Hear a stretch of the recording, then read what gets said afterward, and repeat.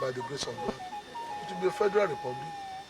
Part of the problem is that it's always very difficult to ensure federalism under the centralist military government. But that will change.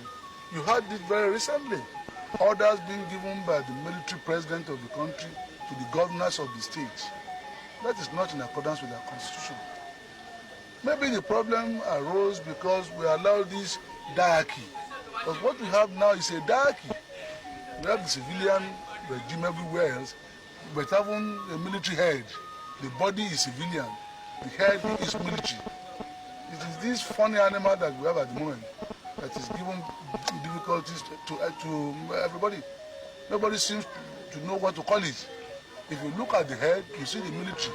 If you look at every other part of the body, you see civilian. What is it? Is it a civilian government we have now or military? I think it's a quasi-military concussion of governance. And it is this type of thing that has created that.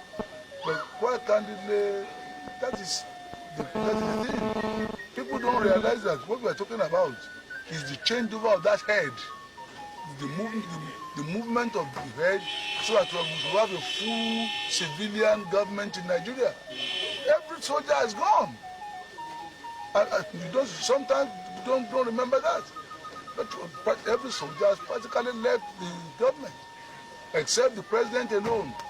And that is why it is so where the president himself becomes the umpire in a case in which is directly involved. Àròyé TV rèé ẹ láìkì ẹ sọ̀scribe kẹ́ sì máa fọ́lọ̀. Òkè la wà téńté.